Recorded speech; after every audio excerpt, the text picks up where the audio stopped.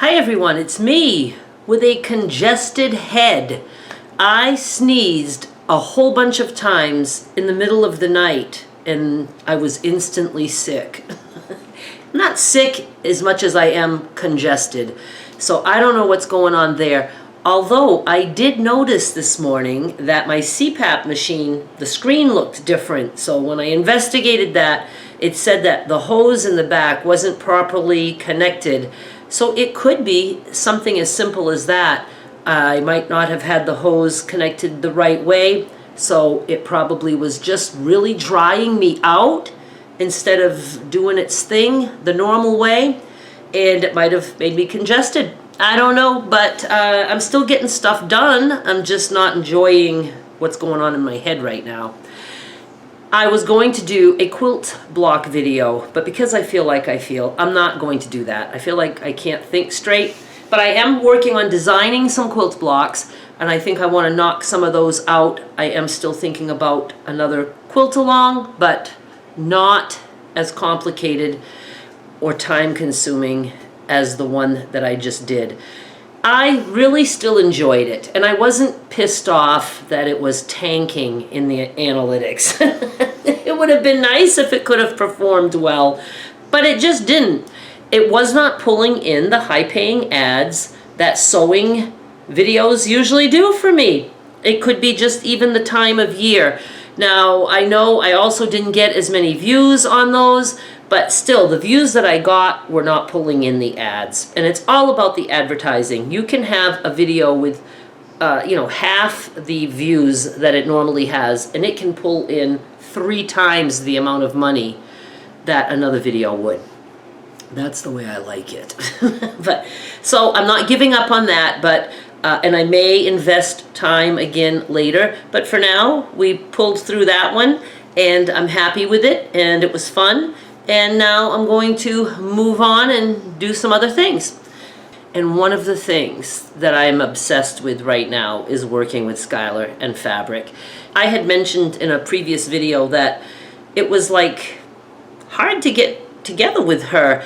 It was a big transition having us move here and live with them for a month.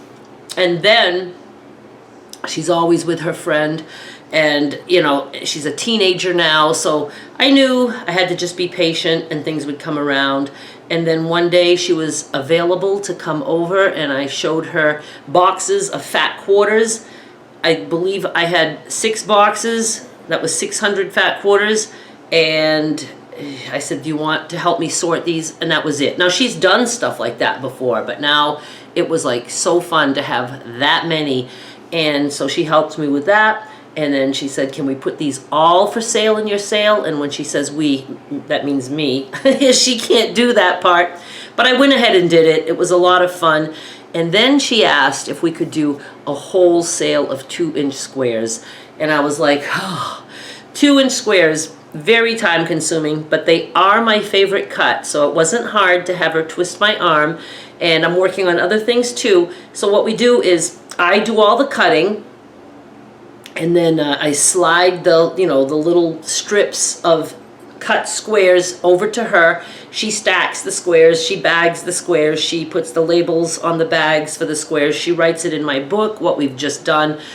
She is very helpful. And last night was even more helpful because we were doing a mega set of 2-inch squares, and I needed some more fat quarters to cut. And she's like, can we still do some more? And I said, well, I have to iron these. And then I have to cut the strips, and then I have to cut the squares. And she says, well, I'll iron them. And I said, that'll work. So she pressed them and, gave me the first couple. And then from that moment on, I was, just cutting them. She already had them folded for me and everything. I just needed to cut the strips. And so when I cut the strips, she'd have a couple more fat quarters ready for me. So we ended at the same time. When she was done ironing, I was done the strips. So now all I had to do is cut those strips into squares, slide them over to her. So it was really awesome. I can't believe I have a helper. I don't want to get too excited about it. She's only been doing this for a couple of weeks. She could get sick of it anytime, but she is getting paid, so that is an incentive. I hope that we can still do it. So I want to show you guys how many 2-inch squares we have so far. And the sale was supposed to be this coming holiday weekend. I think it was February 21st is the Monday, so I think the sale was going to start February 18, and this is 2022 if you're watching in the future. And so what happened with that? Oh, so I found out that they were going to Nashville. I didn't know. And then the weekend after that, she's with her mom. So the weekend after that, which I believe is March 4, I think that's the day it's going to start. Yes, March 4, 2022. We are going to have the frenzy for the 2-inch squares. It's going to be a fabric frenzy because there's going to be a lot of listings. I do want to have more than just the 2-inch squares. I think we'll have some fat quarters and different things. But look at this loveliness. Oh my God. This is tons of 2-inch squares, all packaged, all ready to go. Some really beautiful ones. I'll show you. And there's like multiple, like we did the bandanas. I've had the bandana prints before. There's pink, black, blue, and red. I had them in 5-inch squares, and she just loved the bandana print, so we did some in 2-inch squares, you know, quite a few. I think there's 5 sets of just those. And this one, I believe there's 15 prints. Some of the best prints. I'll include an image right now.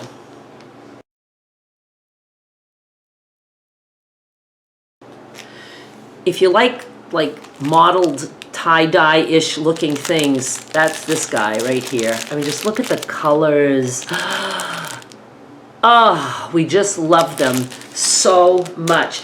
Now with 2-inch squares, sometimes like, you know, because it's cut so small, there can be some prints that are different, but not vastly different.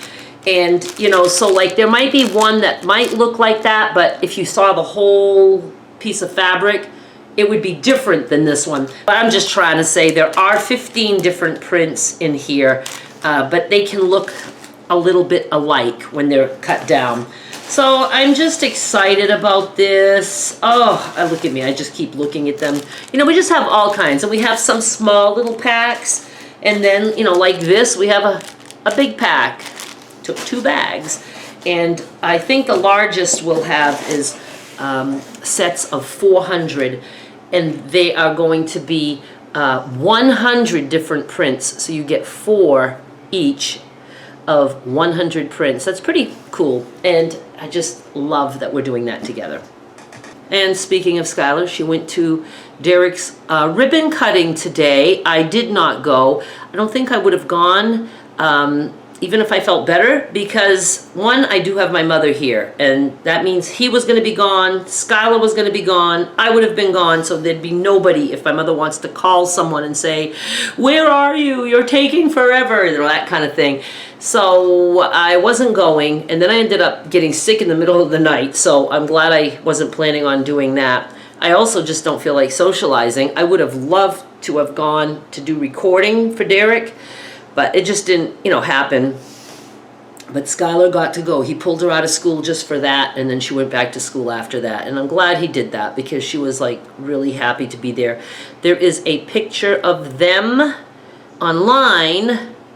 Can I get that picture? I think so. Let me include it here.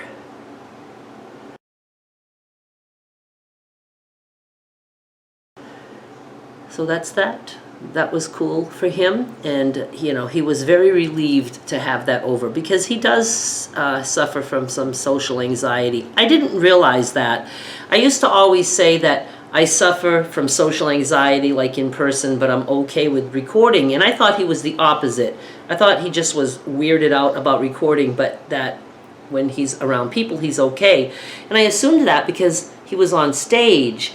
But see, when you're on stage, it's like you're in your own little world. You're not talking to people. So yeah, he doesn't really do that great with the talking to people.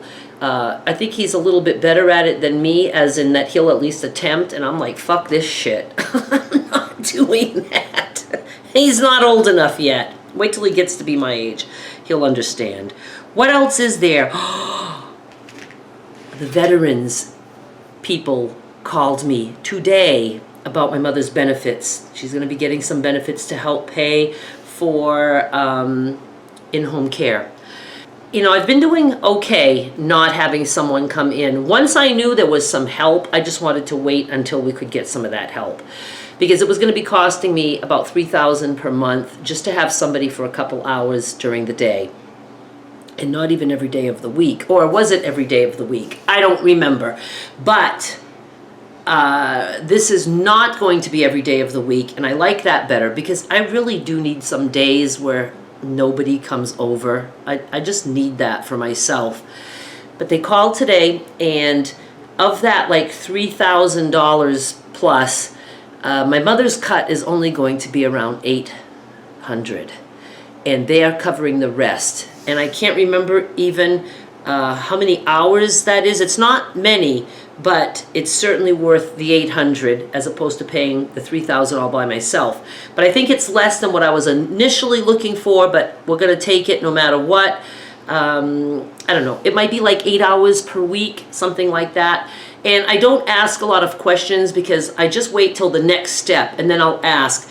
I hope it can be a little bit flexible. It would be nice that I could have somebody come and, and if there's a day that I need a day off to go do something, that they could come that day.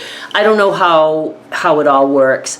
And I had initially said that I wanted mornings for my mother, to have her get up and all that. And that's when we were living at Derek's, and the mornings were the worst. My mother just was not a happy camper, and I thought it would be good if she could have somebody who would come. Now, she didn't have her lift chair there. I don't know how she survived it. I really don't. I don't know how any of us survived it. But she was pretty much bedridden. The wheelchair they gave her, she wasn't comfortable in it. So she was just like really limited to just sitting in her bed or sitting on the side of her bed. It was rough. It was rough. Just the whole, narcissistic thing playing into that. It was, I don't know. Like I said, I don't know how we survived it. I don't want to relive that. Now, though, I think I'm okay with the morning routine, especially since my mother is not sleeping in a bed. She stopped sleeping in her bed and she sleeps in her chair now, which she did for the past 5.5 months before she ended up going into the nursing home due to a fall, some rehabilitation, and then she ended up just staying there because she could. And, her doctor was always like, if you're comfortable in your chair, sleep in your chair. So she was, though, stuck in a nursing home for 6.5 months, so she only slept in a bed there. I don't think they would have let her sleep in her chair even if she wanted to, because they would be afraid that she would get up in the middle of the night, whatever. And then from there, she ended up in hospice, and she had a hospice bed at my house.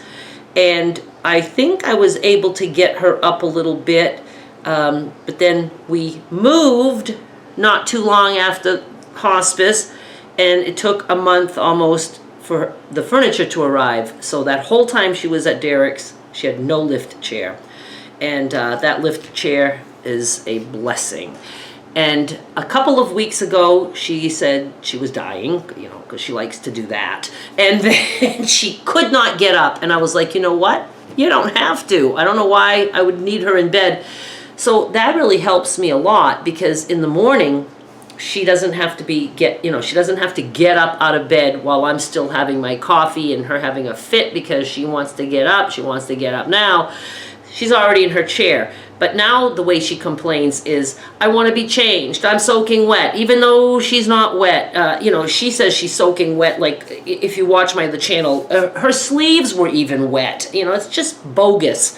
Her sleeves were not wet. You don't pee this high up, She still finds ways to complain, but at least she's in her chair, and I like that. And I don't have to change the bed. And to get her in and out was quite the thing. To get her in, I have to put the bed low, sit her down. Then I have to raise the bed. I have to turn and put her in the bed. Then I have to pull her up the bed. All that stuff, make sure she's comfortable. And then to get her up, I used to wrap the sheet around her like a cocoon, but hold onto it in the top and pull her and turn her so I could get her to have her legs hanging off the bed. And that was getting hard to do. She's heavy.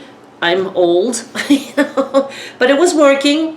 And now I don't have to do that. So I hope she can always just stay in her chair. And if her chair isn't comfortable at some point, I'll get another chair, you know, we'll do that.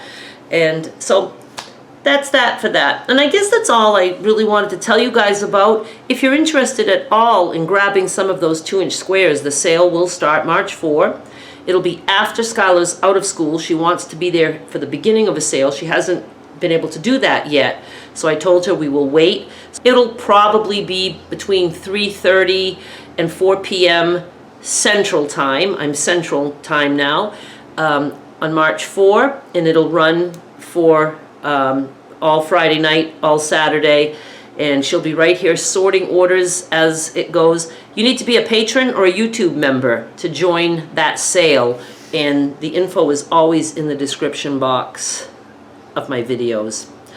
Okay, and I guess that is it. I'm sure I have other things I want to say, but do expect some quilt block videos on the way. I'm excited to get back into the swing of things. Well, I think I have been in the swing of things, haven't I? Yeah, I have. So that's okay. I don't have to get into a bigger swing. We'll just swing like I'm swinging. Okay, this is weird. Let's just say bye now. Thank you so much for watching. Bye.